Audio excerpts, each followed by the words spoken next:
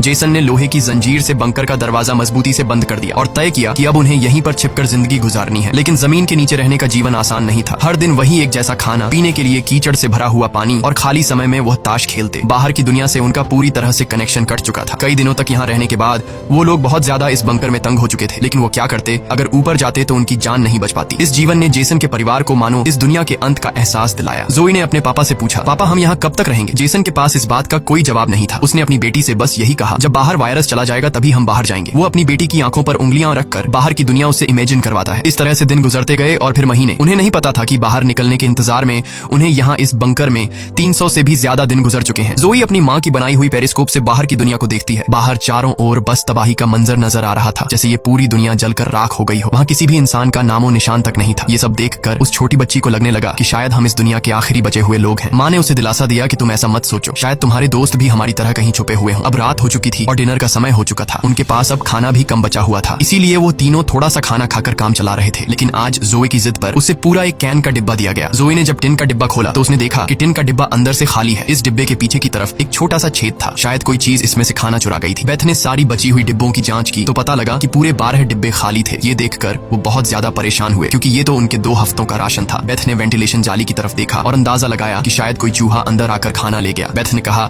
कि अगर ये चूहा है तो इसे जल्द मारना पड़ेगा, नहीं तो ये हमारा सारा खाना बर्बाद कर देगा। बेटी के उदास चेहरे को देख जेसन ने उसे दिलासा दिया कि छोटी छोटी बातों से परेशान मत हो, अगर खाना खत्म हो भी गया तो मैं ऊपर जाकर कुछ सामान ले आऊंगा। अगले दिन जब जोई अपनी माँ के साथ ब्लॉक्स में खेल रही थी तभी पीछे से हल्की सी आवाज आई। जोई ने जब पीछे मुड़कर देखा तो एक चूहा फिर से टिन फूड चुराने घुस आया था। इससे पहले कि वो चूहा भाग जाता, जोई ने फौरन अपने पेरेंट्स को बुलाया। आज उन्हें इस चूहे को हर हाल में मारना था। जेसन गुस्से में चाकू निकालकर उसे टुकड़े टुकड़े करने के लिए आगे बढ़ा, लेकिन वो छोटा सा चूहा बहुत तेज निकला। वो जेसन के वार से खुद को बचाते हुए निकल भागा और टेबल पर रखी लालटीन को भी गिरा दिया। जैसे ही वो अपने बिल में घुसने वाला था तभी बेथ ने अचानक झपटा मारा और चूहे को मार दिया। वो सब चूहे को मारने की खुशी मना रहे थे कि दूसरी तरफ लालटीन के गिरने से धीरे धीरे आग बढ़ने लगी। जेसन दौड़कर उस लालटेन को बंद करने लगा, लेकिन वो लालटेन बहुत गर्म था, जिससे जेसन का हाथ जल गया और लालटीन का शीशा फटने पर पूरे टेबल में आग लग गई। बेथ ने पर्दा फाड़कर आग बुझाने की कोशिश की। जेसन ने नल से आधी बाल्टी पानी निकालकर उस आग पर डाला। जैसे तैसे करके उन दोनों ने उस आग को बुझा लिया, लेकिन खतरा अभी टला नहीं,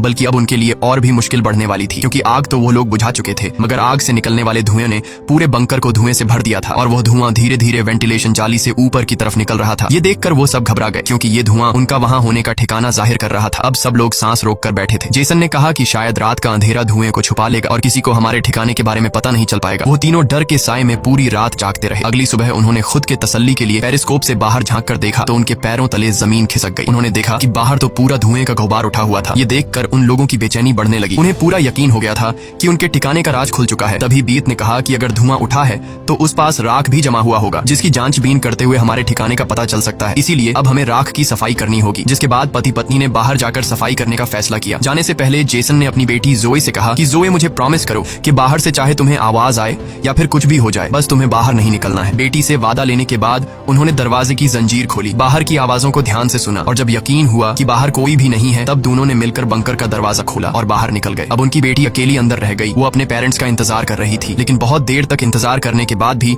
जब उसके माता पिता वापस नहीं आए तो उसने स्टूल पर चढ़कर दूरबीन से बाहर के हालात देखने लगी। जल्द ही उसने देखा कि उसके माता पिता बंकर के दरवाजे को छुपाने की कोशिश कर रहे थे।